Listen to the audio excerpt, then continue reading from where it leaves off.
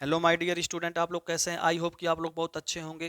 आपका स्वास्थ्य भी ठीक होगा। माय डियर स्टूडेंट, आज हम इस वीडियो में क्लास 12वीं का चैप्टर नंबर 1 है ना, बहुत ही बेहद और इम्पोर्टेंट टॉपिक के बारे में आपको बताने जा रहा हूं। और ये जो डेरिवेशन इसका है ना, ये आपका 4 से 5 नंबर हर बोर्ड पेपर में क्या होता है, आता है। तो आज हम इस वीडियो में 4 या 5 नंबर के बारे में आपको जानकारी देने जा रहा हूं। ठीक है, जैसा कि यहाँ पर लिखा हुआ है, अनेक बिंदु आवेशों के निकाय के कारण उत्पन्न वैद्युत क्षेत्र की तीव्रता। जी, आप बिल्कुल सही समझ रहे हैं, अनेक बिंदु आवेश है। हालांकि इसके पहले जब हम पढ़ाए थे तो वह था किसी बिंदु आवेश के कारण उत्पन्न वैद्युत क्षेत्र की तीव्रता, तो किसी एक बिंदु की बात था। लेकिन यहाँ पर क्या है, अनेक बिंदु आवेश हैं। तो अनेक बिंदु आवेशों के कारण जो उत्पन्न वैद्युत क्षेत्र की तीव्रता होती है वो अलग होती है। तो देखिए, intensity of the electric field due to the system of different point charge होता है। देखिए, जब दो बिंदु के बीच में वैद्युत क्षेत्र की तीव्रता पूछेगा तो वहां पर तो कूलाम का नियम तो साधारण लगा के हम तो प्राप्त कर लेते हैं, परंतु जब कई बिंदु आवेश होते हैं ना, तो कई बिंदु आवेशों के निकाय के कारण जो वैद्युत क्षेत्र की तीव्रता होती है वह साधारण कूलाम के नियम से नहीं प्राप्त होती है, बल्कि अध्यारोपण का सिद्धांत का पालन करना होता है। ठीक, तो वैद्युत क्षेत्र की तीव्रता भी अध्यारोपण सिद्धांत का क्या करती है, पालन करती है। क्लियर हो गया ना? और देखिए, क्या अध्यारोपण का सिद्धांत होता है। देखिए, ये जो आवेशों का निकाय है Q1 Q2 Q3 और क्या है Qn है, ये आवेशों के निकाय के कारण कह रहा किसी बिंदु पर, ये जो बिंदु P है ये क्या है, अकेला है। और बिंदु P को क्या किया है, सब लोग घेरे हुए हैं, Q1 Q2 Q3 और क्या है, Qn है। तो ये अकेला है कि नहीं है? तो गाना एक है कि दुनिया हसीनों का मेला है और मेला में वह क्या है, अकेला है। तो क्या हुआ, अकेला है तो दहाड़ा तो सबको है। तो ध्यान दीजिए, आवेशों के निकाय के कारण, तो आवेशों का निकाय के कारण किसी बिंदु पर वैद्युत क्षेत्र क्या होते हैं, अलग अलग आवेशों के कारण उस पर वैद्युत क्षेत्र के क्षेत्रों के सदिश योग के क्या होता है, बराबर होता है। यही अध्यारोपण का क्या होता है, सिद्धांत होता है। जी बिल्कुल, आप फिर से एक बार समझिए, आवेशों के निकाय के कारण, तो ये आवेशों का क्या है, निकाय के कारण किसी बिंदु मतलब P पर वैद्युत क्षेत्र अलग अलग आवेशों के कारण उस पर वैद्युत क्षेत्रों के सदिश योग के क्या होता है, बराबर होता है। ठीक, जैसे यहां लिखा है, माना बिंदु P पर, माना बिंदु P पर भिन्न भिन्न आवेश के कारण उत्पन्न वैद्युत क्षेत्र की तीव्रताएं क्रमशः vector E, vector E2, vector E3 dot dot vector En हो। जैसे मान लीजिए, Q1 के चलते बिंदु P पर, Q1 के चलते बिंदु P पर वैद्युत क्षेत्र का प्रभाव क्या होगा, वेक्टर E1 होगा। Q2 के चलते बिंदु P पर वैद्युत क्षेत्र का प्रभाव वेक्टर E2 होगा। Q3 के चलते बिंदु P पर वैद्युत क्षेत्र का प्रभाव वेक्टर E3 होगा। क्यू एन के चलते बिंदु P पर वैद्युत क्षेत्र का प्रभाव वेक्टर En होगा। ठीक, और सब के सब देखिए, Q1 से P तक की दूरी R1 हो गया, Q2 से P तक की दूरी R2 हो गया, Q3 से P तक की दूरी R3 हो गया, Qn से P तक की दूरी Rn हो गया। ठीक, क्लियर हो गया? तो ये लिखा गया, माना बिंदु P पर भिन्न भिन्न आवेश, तो बिंदु P पर भिन्न भिन्न क्या है, आवेश है, और इसके कारण वैद्युत क्षेत्र की तीव्रताएं क्रम से क्या है, E1 E2 E3 और En है।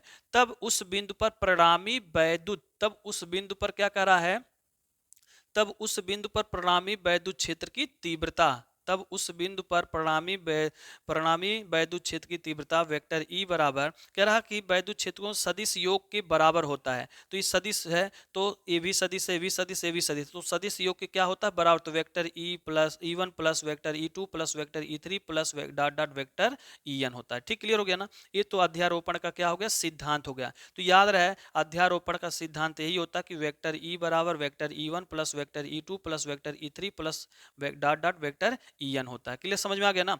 अब हम क्या करेंगे, आपको पता होगा कि वैद्युत क्षेत्र की तीव्रता का सूत्र क्या होता है। यानी किसी बिंदु आवेश के कारण वैद्युत क्षेत्र की तीव्रता जब उत्पन्न होती है तो होता है E बराबर 1/4 पाई एप्सिलॉन 0 इंटू क्यू बटे क्या होता है, आर स्क्वायर होता है। क्या होता है, आर स्क्वायर होता है। ठीक, क्लियर हो गया ना? अब हम क्या करेंगे, अगर E1 है तो Q1 हो जाएगा, ये R1 हो जाएगा। E2 है तो यहाँ पर क्या हो जाएगा आपका Q2 हो जाएगा, और ये क्या हो जाएगा R2 हो जाएगा। अब समझ में आ रहा है ना, तो यही चीज यहाँ पर है। तो देखिए, तो आपको याद होगा, तो E1 है तो वैद्युत क्षेत्र की तीव्रता, तो यहाँ E1 लिखा है तो हो जाएगा वेक्टर E बराबर, E1 है तो 1/4 पाई एप्सिलॉन 0 इंटू Q1 बटे R1P कह रहा है। क्या कह रहा है? R1P। कैसे हुआ ध्यान दीजिएगा, ये जो 1 है और कहाँ है P है, तो हो जाएगा यहाँ पर वेक्टर यानी R1P स्क्वायर कैप R1P। क्यों कैप R1P लिखेंगे? क्योंकि आपको पता होगा कि सदिश बराबर होता है, सदिश बराबर होता है परिमाण गुणे दिशा होता है। तो जो परिमाण है तो 1/4 पाई एप्सिलॉन 0 इंटू Q1 यानी Q1/R1 स्क्वायर, ये हो गया परिमाण हो गया, और दिशा कैप R1 हो गया। क्या हो गया? R1 हो गया। तो ये चीज यहाँ पर है।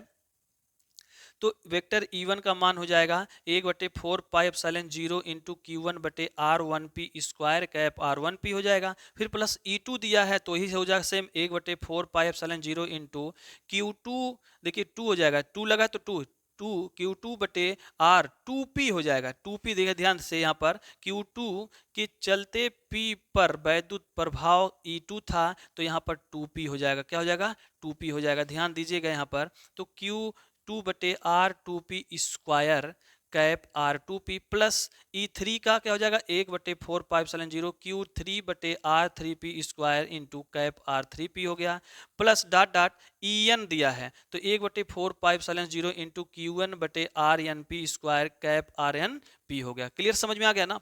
अब देखिएगा, इन सभी जो वैद्युत क्षेत्र की तीव्रता में सब पॉइंट सब जोड़ा गया है, इसमें कुछ कॉमन है। तो कॉमन क्या है? 1/4 pi epsilon 0, 1/4 pi epsilon 0, 1/4 pi epsilon 0, 1/4 pi epsilon 0 है। तो इसको कॉमन ले लेंगे तो आ जाएगा 1/4 पाई एप्सिलॉन 0। ब्रैकेट में क्या बचेगा? Q1 बटे यानी Q1/R1P square cap R1P plus यहाँ पर क्या बचा Q2/R2P square cap R2P plus इसमें 1/4 पाई एप्सिलॉन कॉमन हो गया तो बचा क्या Q3/R3P square cap R3P plus dot dot इसमें से 1/4 पाई एप्सिलॉन 0 कॉमन हो गया तो बचा QN/RNP स्क्वायर कैप RNP हो गया। क्लियर? समझ में आ गया ना? तो देखिए, यहां तक अगर आपने लिखकर चला आया बोर्ड पेपर में तो भी आपका नंबर 5 नंबर मिल जाएगा, ठीक है, और वह नंबर कटेगा नहीं। परंतु अगर आप इसी को और छोटे में करना चाहते हैं तो इस तरह करिए। देखिए, हमारा एक भाषा है, उस भाषा को अच्छे से आपने समझिएगा। बदली तो आई, नाई तो नाई आई। मतलब क्या समझे? ध्यान दीजिएगा, मैं लिख रहा हूं और इस चीज का मतलब अभी समझ में आएगा। हमने लिखा बदली तो आई, न बदली तो न आई। मतलब समझो, बदली तो आई, आई मतलब आई ए वाला है, आई इंग्लिश वाला आई, ठीक, और न बदली तो न आई। मतलब बदली तो आई और न बदली तो न आई, बदली तो आई न बदली तो न आई। इसके मतलब अभी आपको समझ में आने वाला है। बस इतना याद रहे आपको कि हमने क्या आपको कहा कि बदली तो आई यानी जो बदलेगा तो निश्चित है आई आएगा, और नहीं बदलेगा तो आई नहीं आएगा। तो देखिए यहाँ पर इसको अगर चेंज करना है तो देखिए वेक्टर E बराबर 1/4 पाई एप्सिलॉन 0 हो गया, ठीक। ये जो सब प्लस का चिन्ह लगा है ना, इस प्लस को हम बोलते हैं सिग्मा। क्या बोलेंगे? सिग्मा। सम्मेशन बोलते हैं, सम यानी ये सम हो गया ना, ये योग का दर्शाता, नहीं जो सिग्मा का चिन्ह बना है ये क्या दर्शाता है? योग को दर्शाता है। अब हमने कहा बदली तो आई, बदली तो आई, तो देखिए क्या बदले है। अगर मान लीजिए यहाँ पर 1 से शुरू है, 1 2 3 4, 1 से शुरू है तो नीचे ध्यान दीजिएगा 1 से शुरू है तो I बराबर 1 बदल रहे हैं हम, तो I बराबर 1 हो जाएगा। और ध्यान दीजिएगा, और यहाँ पर 90 तक गया है तो आई एन हो जाएगा। क्या हो जाएगा? आई बराबर एन हो जाएगा। ध्यान दीजिएगा सिग्मा के नीचे मतलब है कि जो लोअर लिमिट है वो लोअर लिमिट है, और ये क्या है? अपर लिमिट है। तो लोअर लिमिट में क्या होता है? बेस में लिखा गया है। कहाँ लिखा गया है? बेस में। तो लोअर लिमिट में जो होते हैं वो नीचे होता है और वो क्या होता है? बेस वाला लिखा जाता है। क्या लिखा जाता है? बेस वाला। तो आर का बेस क्या? 1p 2p 3p और क्या है? np है। अगर 1 से शुरू है तो i बराबर 1, अगर 5 से शुरू होता तो i बराबर 5 हो जाता। क्लियर समझ में आ रहा है? और कहाँ तक है? n तक है तो i बराबर n। अगर यही 25 तक होता, 20 तक होता तो i बराबर 20 या 25 हो जाता है। आई होप आपको अच्छे से समझ में आ रहा होगा। तो यहाँ पर देखिए प्लस का चिन्ह लगा था तो प्लस की जगह पे मैंने सिग्मा लगा दिया। अब सिग्मा के ऊपर एक होता है अपर लिमिट और एक होता है लोअर लिमिट। तो लोअर लिमिट में क्या होता है? नीचे लिखा जाता है, अपर लिमिट में क्या होता है? ऊपर लिखा जाता है। और इसको लिखने के लिए मैंने बता दिया कि बदली तो आई, तो आई आ गया। आई बराबर क्या लिखेंगे? 1 से शुरू है तो 1 हो गया। कहां तक खत्म हुआ? n तक। तो आई बराबर क्या हो गया? n हो गया। ठीक, क्लियर हो गया।